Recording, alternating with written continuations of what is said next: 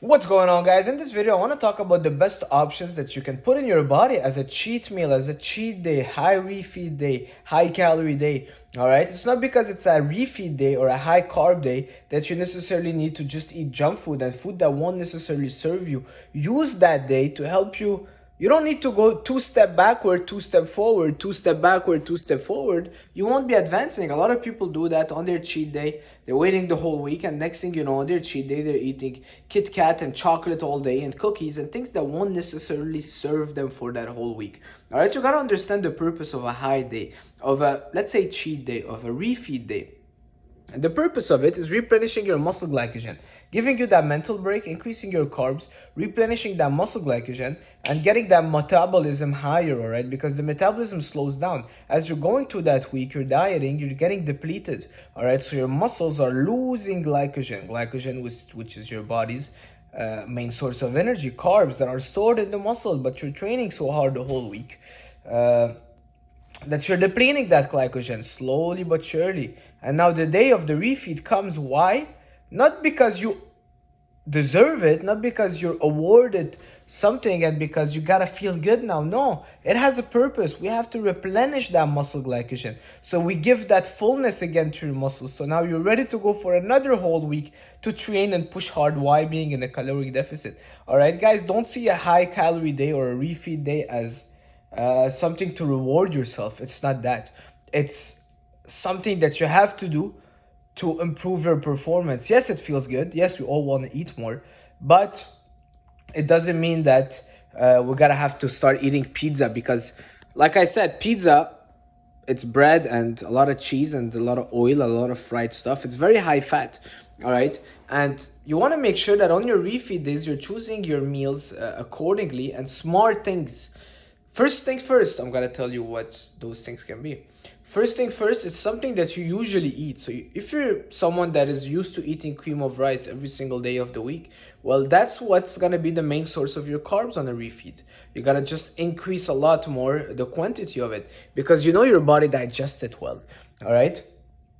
As opposed to, let's say, eating donuts, which is very high in fat. We wanna keep the fat low, guys, because fat will just drive the calories up too much, and then you'll just overindulging on useless calories because fat will not replenishing your muscle glycogen. All right. Or fries, even fries, I'm not a big fan of because they're submerged in oil, very high fat content, won't do much for your muscle glycogen. So you want first thing first that you already are eating in your diet. Second thing, you want to make sure that, like I said, it's a high carb, low fat. High carb, low fat. Protein, we keep them moderate. We really want to boost up our carbs. So options would be like sushi. All right. Yes, now you'll say sushi has salmon and it has a bit of fat. It's all right. All right. Sushi, like pasta with tomato sauce and some lean meat. All right. It could be just a huge bowl of rice or many portions of rice. Let's say you're used to eating 200 grams a day on your diet. Well, now you can bring it up to 500 grams of carbs for that refeed day, or maybe 700. It's gonna really depend on the person, and you will increase the rice intake every single meal. It could be more bread, more sourdough bread. Bread is not necessarily bad if you digest it well. It could be more potatoes, baked potatoes, but you got the point. It doesn't need to be a junk food. It doesn't need to be fried food. It doesn't need to be fried Mars and fried Kit Kat. Keep it healthy. Make sure that it's food that you digest already. Make sure it's high carbs and low fat. All right, so my refeed day is going to be on Saturday if I get the chance to film it all.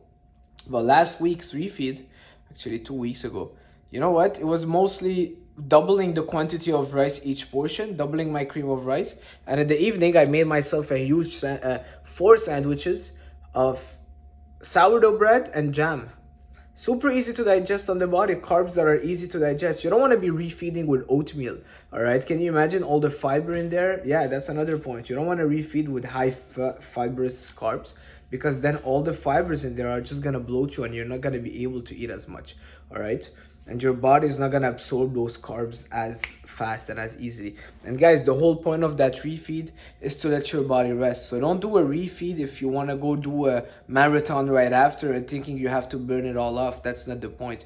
A refeed means you rest, you don't train, take it off, Don't overdo cardio. It's like putting fuel in your body. Put back that fuel in, because you're going through the whole week again. The diet will start all over again. All right. So that's it for this video, guys. It's all calculated. It's not a free day. It's not a free eat ice cream and eat, I don't know, Dunkin' Donuts and whatever. Everything has a purpose in what we're doing. See you guys soon.